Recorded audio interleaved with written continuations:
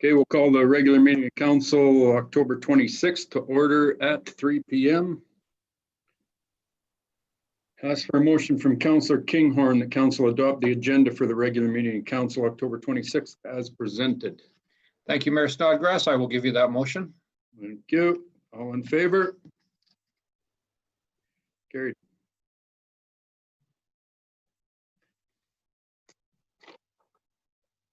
Ask for a motion from Councillor Moore. The council adopt the special meeting of council minutes from September 28th, 2020 as presented.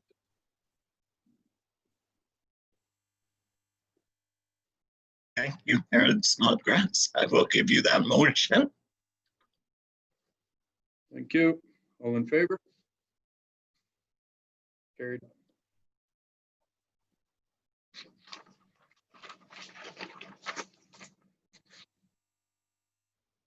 Ask for a motion from Councillor Masterman that council adopt the regular meeting council minutes from October 13th as presented. I'm happy to make that motion, Mayor Snodgrass. Thank you.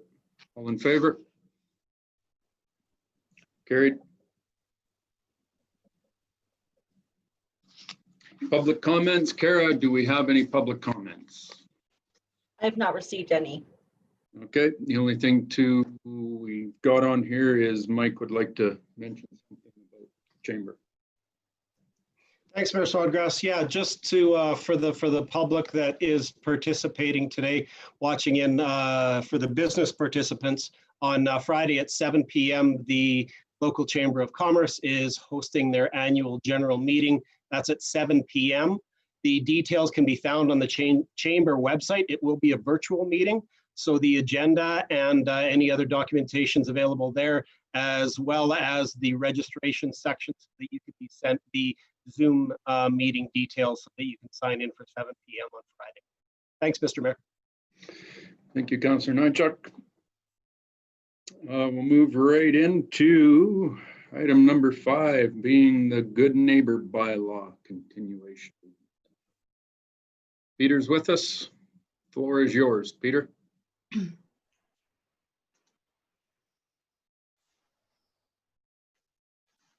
Hi, everyone. Thank you, Mayor Snodgrass and Council. I'm happy to come before you with bringing the Good Neighbor Bylaw, Bylaw 4579 2020 for second reading. As you're aware, as you can see in your package, we brought this bylaw for first reading after extensive public engagement and research to update several bylaws and amalgamate them into one overarching bylaw, which is a Good Neighbor Bylaw. The first reading was done on September 28th. And then on October 13th, the last regular meeting of council, we had a public hearing. And there were no public comments at that hearing. Administration did receive a few emails with some comments and recommendations for the bylaw. And generally, after reviewing those comments, we found that they were addressed in the bylaw, so it might have been just unfamiliar with it, or just ideas coming forward that without looking at the draft bylaw. As well, as administration prepared this report for council, and after the report was submitted and approved, administration had come across an oversight on a bylaw that should be included in the repeals, and this is the idling bylaw that we haven't included in the previous first reading of the bylaw. And if council remembers, we did discuss this, I believe it was about a year ago now, on idling, and that there was a decision not to include idling within this bylaw or even the traffic bylaw. So as we proceed with this one, I would just ask that if council could maybe amend the motion to also repeal bylaw 4314, 2011, which is the idling bylaw. And other than that, I'm happy to take any questions on the good neighbor bylaw.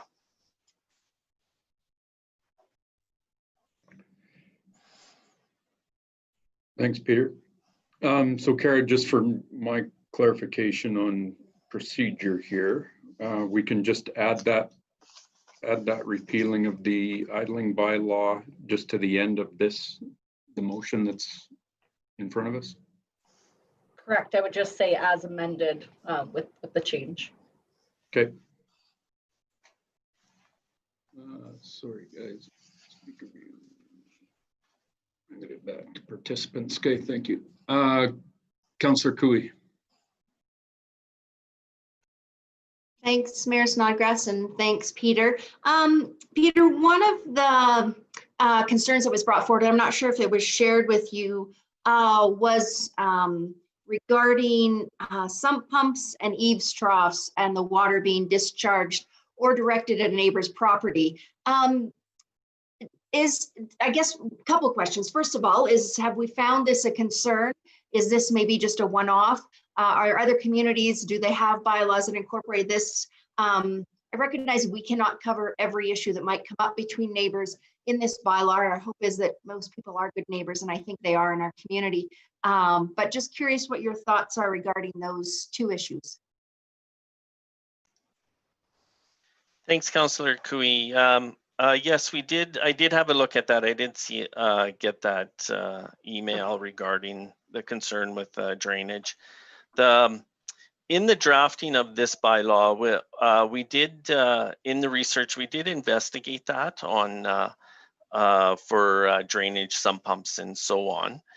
The decision at the time is we felt that that probably fit probably within a land use bylaw or stormwater, wastewater management bylaw rather than a good neighbor bylaw. And that's generally what we had seen in other communities as well. For the most part, the land use bylaw, just after having a quick review of it, a dwelling or a home, there shouldn't be any alterations that would cause harm to normal drainage and swales or the natural slope of those properties. So if considering sump pumps and or draining from eaves trough, if it's part of how that approval was done for that development, then it should naturally just drain out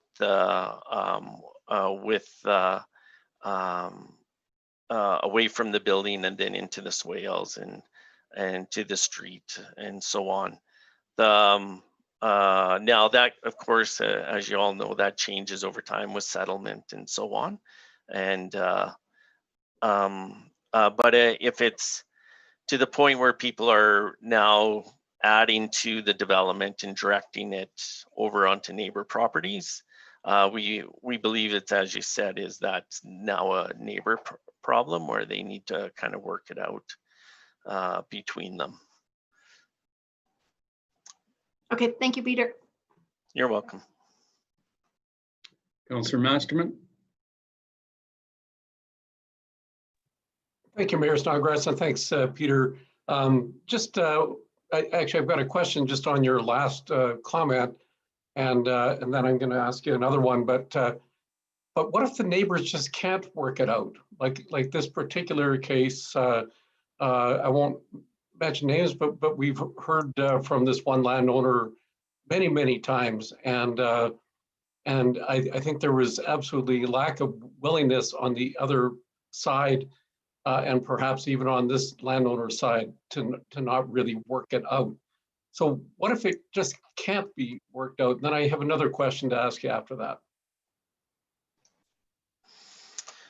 Thanks, Councillor Masterman. Yeah, and not different than other issues that, yeah, we do run into where neighbors can't work it out. And so in this case, the municipal enforcement, you know, from a bylaw standpoint, could investigate it to see if there are infractions from the land use bylaw and issues along those lines. Administration, we've talked about that perhaps we need to actually enhance our a bit of our environmental bylaws that deal with runoff and drainage for properties. Now that's only been some preliminary discussion. We haven't actually had a deeper look at those bylaws. So for the case where neighbors aren't cooperating, it could be investigated. But as far as any enforcement under the good neighbor bylaw, it would depend on how the investigation went, because there is still the nuisance and causing harm to neighbors' property. So it would depend on the circumstances and the issues that are being caused. Okay, I guess that's kind of related to my next question, Peter, which is that I've certainly heard from people, and I think we all have, and we've certainly received some comments by email and on social media and things like that, that just by the very nature of this bylaw called the Good Neighbor Bylaw, that and it's kind of dependency or perceived dependency on people treating each other with respect as good neighbors. And this this is sort of related, I think, to my last question. I think what hasn't been talked about a whole lot, and I'd love for you to just to touch on this, Peter, is the teeth behind this bylaw. Like it actually does have some teeth if you read further into it, and the penalties. And I guess I'm just wondering if you would speak to that, and also maybe speak to the town's willingness to wade in an enforcement. You know, certainly education first, but then if need be an enforcement approach if required. You know, I think, you know, many people in town are kind of frustrated by, you know, a lot of things to do with bylaw right now. And so if you could just speak on that, that would be great. Thank you. Okay, I'll give it a shot. As far as from, you're correct. The way this bylaw is written, it helps address some of the gaps in some of our previous bylaws, and so to speak, give it a bit of teeth or enforceability, and cleared up any ambiguity or maybe misinterpretation, or at least that's our hope. And that's what we try to do with any bylaw, is to make it a little bit clearer and further understanding. Overall, though, the process with the bylaws, we will always encourage, for instance, with Good Neighbor, is that neighbors will try to work out some of their differences or some of the challenges together. But that's not always there, based on maybe there's a history already or other factors that play into it. So from an officer, from municipal enforcement and protective services standpoint, we would educate, but also help facilitate and see if we can come to some solutions on what is actually causing, is troubling, and if it is a bylaw infraction, is that then the enforceability of that, and drawing that understanding around that bylaw. So our hope is that we'll come to a solution without having to enforce it and writing tickets and and coming in a bit firmer on it. But as you know, sometimes we will have to go to that next step if we feel compliance isn't there with the bylaw. Does that kind of answer it? Yeah, I think it does, Peter. Thank you. Councillor Nychuk?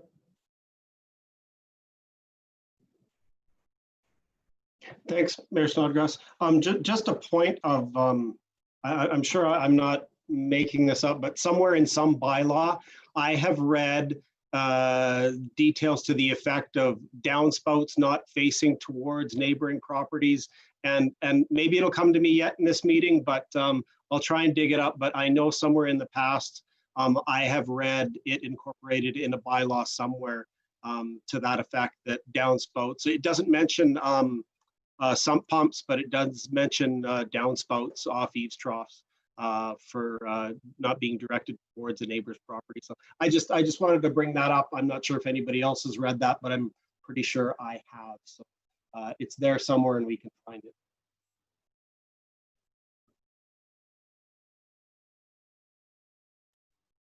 Councillor Moore? Thank you, Mayor Snodgrass. My question is more about a procedure rather than the bylaw itself. Is the reason that we're only doing second reading and not second and third today because of the amendment?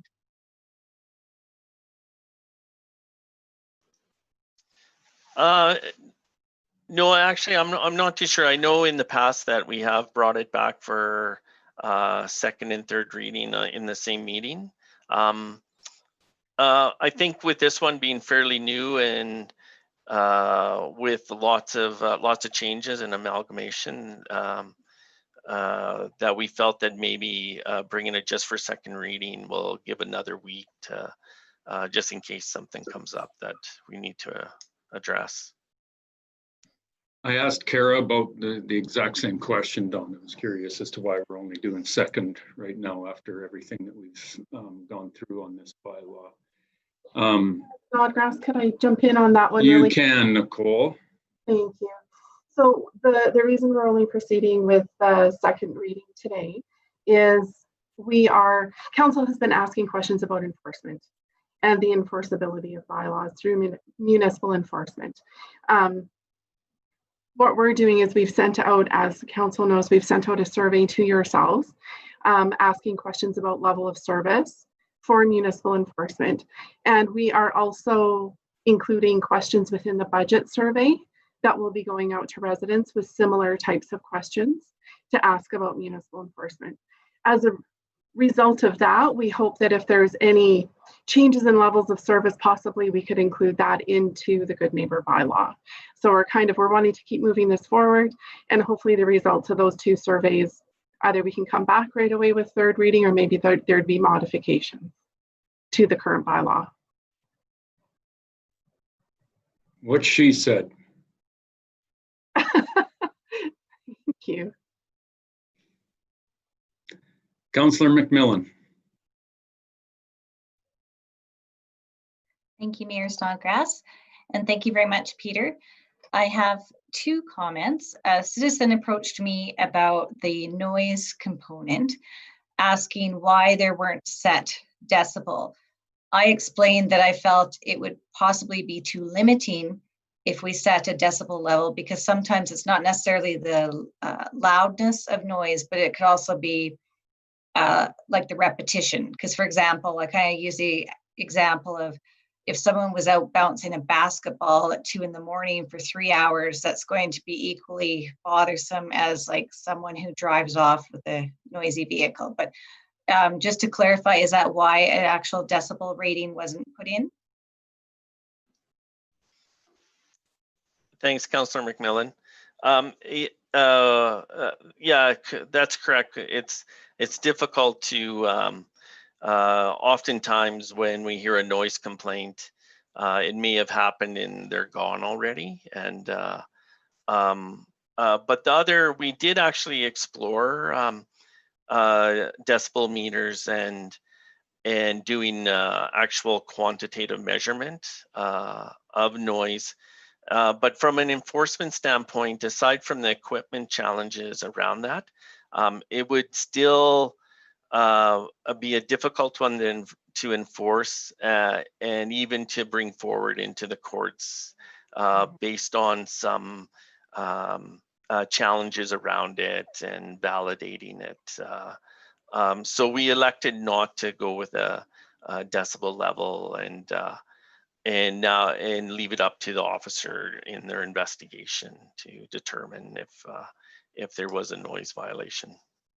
Perfect, thank you. And I'm going to allude to something that I know that Councillor Cooey has brought up in the past, is the whole whose responsibility is it to shovel the alley portion of, you know, if your house is beside an alley. And one thing I do see in this sidewalk, snow and debris removal, it mentions about walkways, but I guess this is just another factor where we're really having to rely on the good neighbor philosophy of someone shoveling, I guess, that entrance to the alleyway. But any thoughts? Yeah, it's a good question. It's always challenging because you're referring to the sidewalks that are kind of the apron to that alleyway that they do get packed down and can get icy, and it'll probably support a little bit of the previous conversation at the Committee of the Whole about snow removal in the downtown.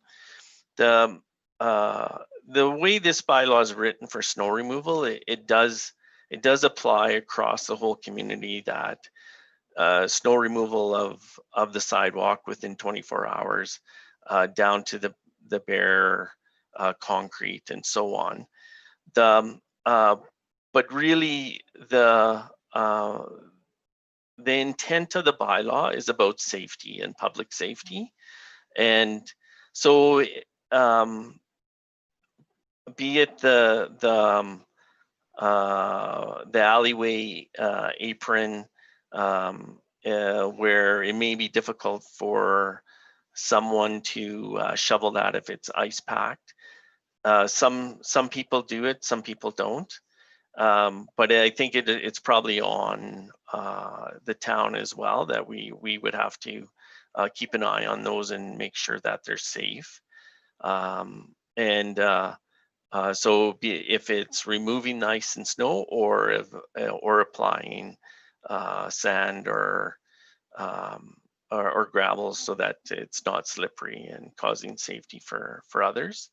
I would say probably it's the same in the downtown, knowing that if there's a lot of snow, it may be difficult to clear out those large sidewalks. But I think if you're clearing it so that there's access for pedestrians and it's safe for them, and that where we're piling the snow, if it's not causing vehicle safety issues or navigating issues, then I think all in all, that's what an officer, if there's a complaint or they need to investigate it, they're going to look to see that it's been an effort has been made to make it safe for others. And I guess something that I'd like to see perhaps in a town crier or on our social media is a bit of public education, because I think at times people don't realize that possibly it's their responsibility if they're neighboring to this. So maybe just a gentle reminder that, you know, if you happen to live by an alley, let's be good neighbors and clear it up, because they can be quite slick. And I don't expect citizens to go out with an ice pick, but I think it is a little bit, because when I've received feedback from people before, it's a town's job. Like it's not my alley, it's the town's. So maybe perhaps if we just have a little bit of a public awareness, because I don't think people are being malicious to not do it, but they can be very slick for sure. So I would advocate on the side of public education.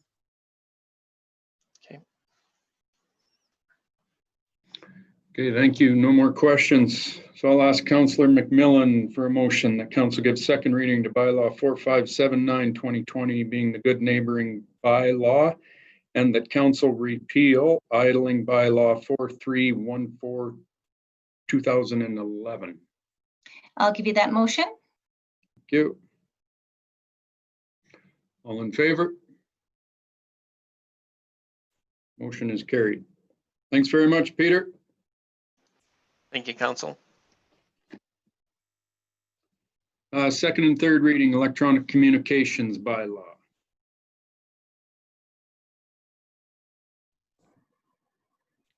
Oh, my video on, sorry. Start video. Hello, Craig Council, how are you? Sorry. On September 28th, 2020, Council gave first reading to the electronic communications bylaw.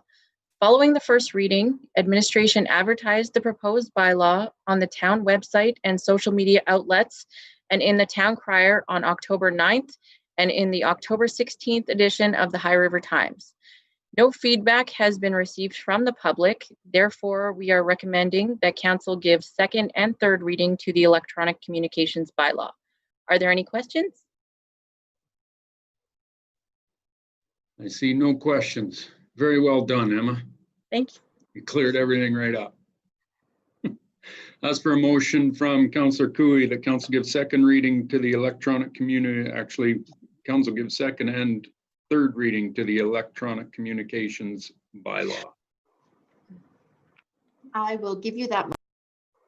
Thank you. All in favor? Consensus. Motion is carried. Repealing council boards, committees, commissions bylaw. Emma again. The council boards, committees, and commissions repealing bylaw was drafted following the September 28th, 2020 special meeting of council, in which council discussed the town's current active boards, committees, and commissions.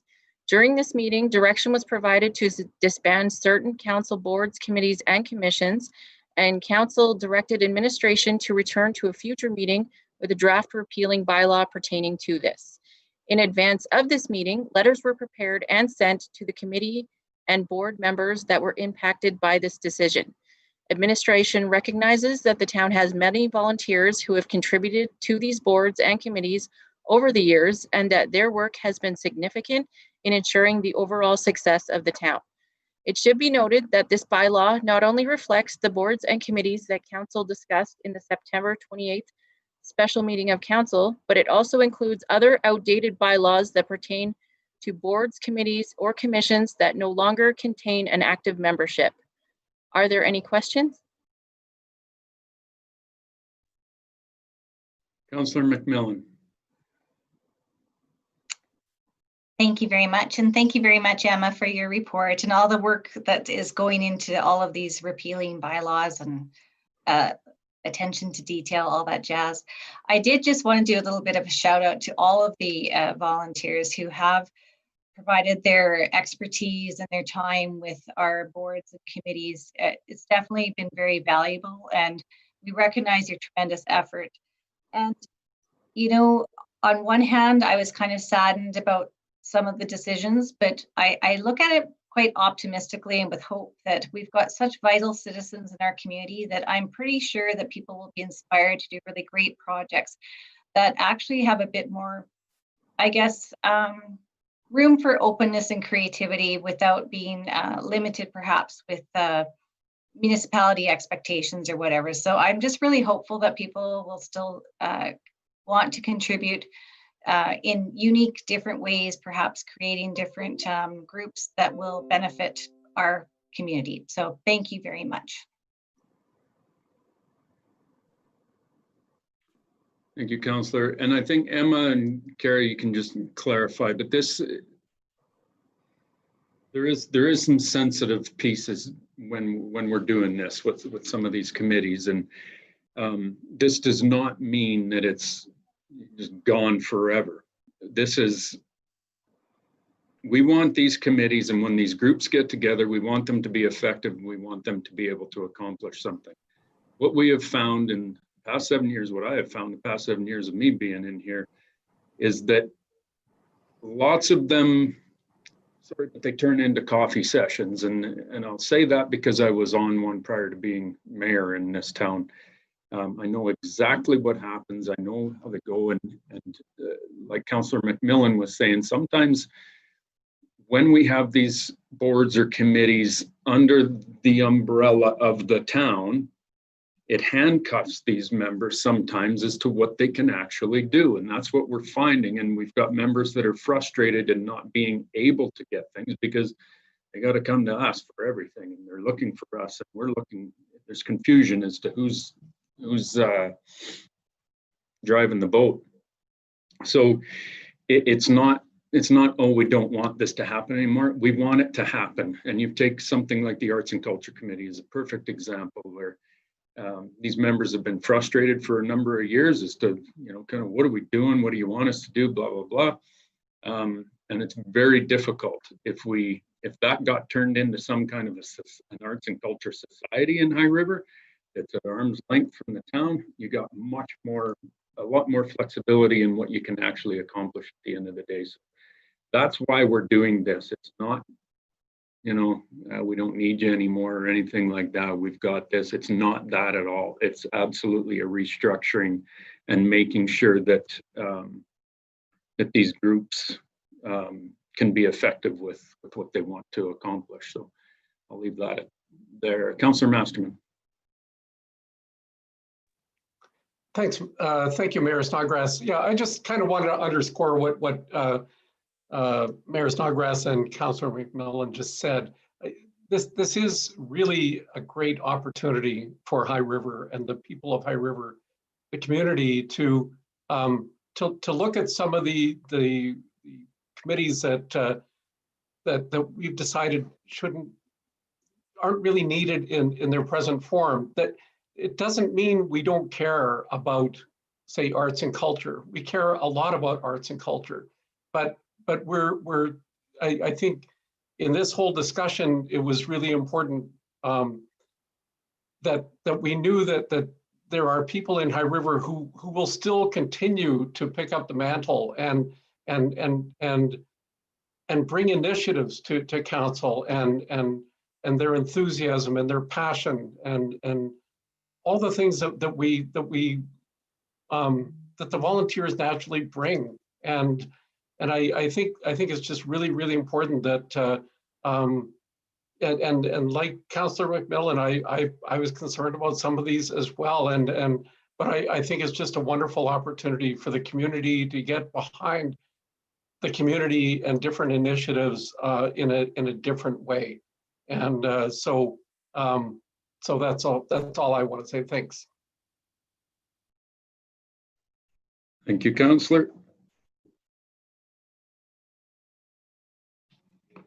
No further questions. I'll ask for a motion from Councillor Masterman that council give first reading to bylaw 4587/2020 and that council gives second reading to bylaw 4587/2020 and then all council present give unanimous consent to proceed with third and final reading to bylaw 4587/2020. I'm happy to make that motion, Mayor Snodgrass. Thank you. I'm going to end that one there so that we can get unanimous. All in favor? Motion is carried. I'll ask for a motion from Councillor Nychuk that council give third and final reading to bylaw 4587. Mr. Mayor, I'll make that motion for you. Thank you. All in favor? Motion is carried. Thank you very much, Emma, Kara. Council correspondence in the agenda is there, municipal affairs letter, CMRB. Enjoy. Now, I'm going to adjourn this meeting, but don't go anywhere quite yet.